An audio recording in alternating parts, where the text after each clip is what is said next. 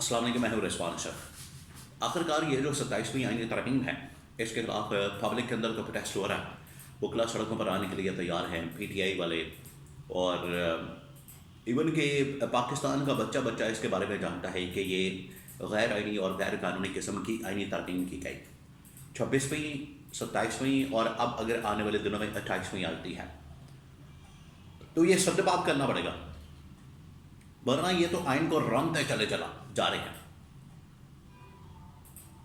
تو اب وکلا بھی سڑکوں پر ہے، عوام بھی سڑکوں پر ہے، پی ٹی آئی والے بھی احتجاج کر رہے ہیں، اور اس حوالے سے ذمہ داری پی ٹی آئی نے تحریک تحفظ آئین پاکستان کے پلیٹ فارم سے، فورم سے متحد ہو کے چلانے کا فیصلہ کیا۔ دوسری جانب جو 27ویں آئینی ترمیم ہے، اس کو سپریم کورٹ میں چیلنج کیا گیا۔ اب سپریم کورٹ کے اندر جو چیلنج کیا گیا، سپریم کورٹ نے تو اس سے لینے سے انکار کر دیا۔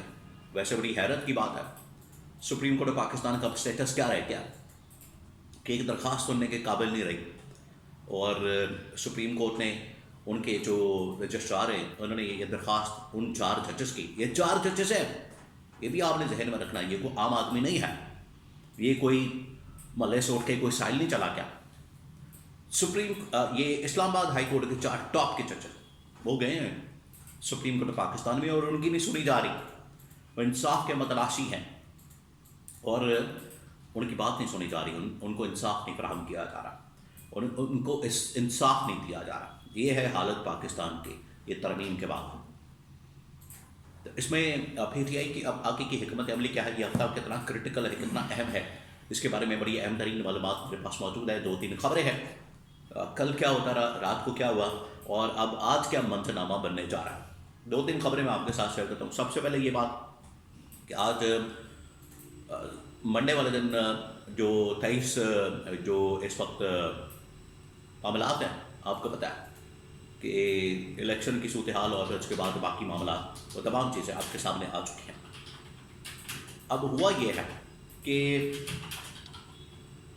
عدلیہ کے محاذ کے اوپر آ جائے، عدلیہ کے محاذ کے اوپر جو یہ عدلیہ کو کنٹرول کرنے کی سازش کی گئی، پلان کیا گیا، اس کو کنٹرول کرنے کا ایک منصوبہ بنایا گیا، اس کی مخالفت ہمیشہ سے ہوتی رہی ہے، ہمیشہ سے، اور یہ پاکستان کی تاریخ آپ اٹھا کے دیکھیں، جنرل ایوب خان سے لے کے مشرف تک، اور اب آگے اب یہ والی جو موجودہ رجیم ہے، وہ بھی اسی کے اوپر فرما ہے۔ وہ کیا کرتے ہیں، آ کے عدلیہ کو کنٹرول کرتے ہیں، اپنے اقدامات کو پروٹیکٹ کرتے ہیں، اپنے اقدامات کو جسٹیفائی کرواتے ہیں، اس کو لیگل، آئینی، قانونی کور دیتے ہیں، اور پھر اس کے بعد آگے چلتے ہیں۔ لیکن مزاحمت ہوتی ہے، اندر مخالفت ہوتی ہے، اس وقت بھی ہوئی، آج بھی ہو رہی ہے، اور یہ سلسلہ چلتا آ رہا ہے۔ درمیان میں ایک ایسا بیچ میں ایک چھوٹا سا آپ سمجھیں کہ واقعہ ہوا، یہ 80 سال کی تاریخ میں، 78 سال کی، 80 سال کی، جب 2007 میں 8 میں عدلیہ بحالی تحریک چلی اور کامیاب ہوئی، اور عدلیہ کو باقاعدہ طور پر بحال کیا گیا۔ یہ وہ چھوٹا سا ایک گیپ آیا، معاملہ ہوا، اس میں عدلیہ نے خود سٹینڈ لیا، کھڑی ہوئی اور اپنا حق حاصل کیا۔ آج بھی وہی صورتحال بن چکی ہے، آج بھی اب ان کو خود کھڑے ہونا، عدلیہ نے، ججز نے، اور سب سے بڑھ کر وکلا نے، یہ جب فرنٹ سے لیڈ کریں گے، فرنٹ کے اوپر آئیں گے، کیونکہ بڑے سٹیک ہولڈر تو یہ ہیں، بڑا سٹیک تو ان کے پاس ہے، بڑا سٹیک یہ ہے، یہ جب فرنٹ پر آئیں گے، فرنٹ سے لیڈ کریں گے، تب اس تحریک کے اندر جان پڑے گی اور یہ تحریک کامیاب ہوگی۔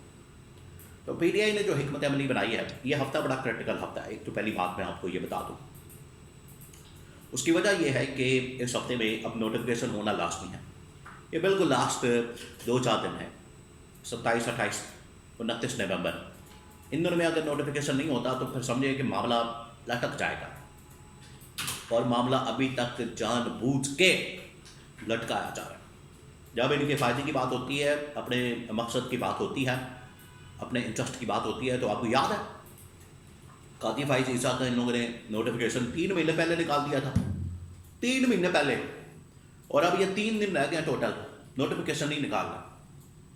کیوں؟ اس کے پیچھے وجہ یہ ہے کہ یہ بارگن کر رہے ہیں اس کو بالکل اینڈ تک لے کر جائیں گے، لیکن ان کو پتہ نہیں ہے یہ بلیک میلنگ جو ہے اب ان کے گاٹے فٹ ہونے والی ہے. نوٹیفیکیشن تو ہوگا، اس کے بغیر چارہ کوئی نہیں، ان کے پاس اتنی طاقت نہیں عوام کی. نوٹیفیکیشن تو ہوگا، لیکن اس کے بعد جو ان کا حشر ہوگا، اس کے بعد جو ان کا حال ہوگا، وہ ان کو لگ پتہ جائے گا، اور لگ پتہ جائے گا. نوٹیفیکیشن آئے گا تو لگ پتہ جائے گا. دوسری جانب اب آپ کو بتایا کہ ملک بھر میں اس وقت ایم کیو ایم بھی میدان کے اندر موجود ہے. جماعت اسلامی نے لاہور کے اندر بڑا زبردست قسم کا اجتماع کیا، اور ایک ہی ڈیمانڈ ان کی، اب آپ ڈیمانڈ سنیں. ان کی جو ڈیمانڈ ہے کہ ملک کے اندر صوبے بنائے جائیں، ملک کے اندر بلدیاتی نظام بنایا جائے، اور ملک کے اندر بلدیاتی انتخابات کروائے جائیں، صوبوں کو تقسیم کیا جائے، پاور جو ہے اوپر سے نیچے ٹرانسفر کی جائے. یہ نون لیگ اور پیپلز پارٹی کے لیے سیاسی موت ہے، لیکن اب یہ ہوگا. اب وکلا کے لیے اور ججز کے لیے یہ سب سے بڑی ذمہ داری ہے. ججز چلے گئے ہیں سپریم کورٹ آف پاکستان میں، سپریم کورٹ آف پاکستان نے اس کو سننے سے انکار کر دیا جو پٹیشن آئی. اب آپ کو بتائیں سپریم کورٹ پلاٹوں کے یا طلاقوں کے کیس ہی سن سکتی ہے، یہ ٹوٹل اوقات ہے ان کی.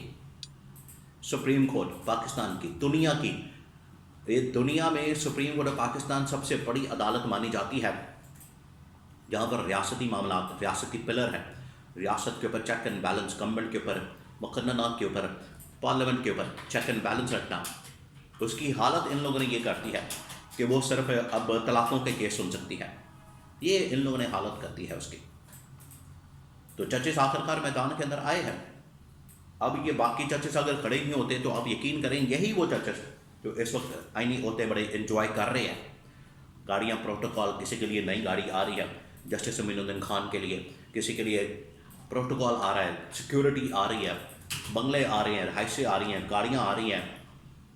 یہ جو موتیں لگی ہوئی ہیں یہ وقتی طور پر ہے، یہ 6 مہینے، سال، اور اس دوران اگر یہ تحریک بھی شروع ہو جاتی ہے تو آپ یقین کریں کہ پھر یہ زیادہ دیر نہیں ٹک سکتے، زیادہ دیر نہیں رہ سکتے. اب یہ ان کے لیے الارم بیل ہے. اب وفاقی عدالت میں ان کو جانا پڑے گا ججز کو، اور وہاں پر جا کے اس کو چیلنج کرنا پڑے گا. اور وفاقی عدالت ان کا بھی پول کھل جائے گا، ان کا بھی امتحان ہے، ان کا بھی ٹیسٹ ہے کہ وہ کیا کرتے ہیں. اس کیس کو لگاتے ہیں، سنتے ہیں، ٹیک اپ کرتے ہیں، اس کا نوٹس لیتے ہیں، اور آئینی ترمیم کے اوپر سوالات کو ایڈریس کرتے ہیں یا نہیں کرتے ہیں. یہ 27ویں ترمیم کے اوپر یہ بھی ان کا امتحان ہے. ججز وکلا تو میدان میں آ چکے ہیں عملاً، پریکٹیکلی. اب یہ جو ججز بیٹھے ہیں اندر، یہ اب وفاقی اور سپریم کورٹ کے ججز کا بہت بڑا امتحان ہے.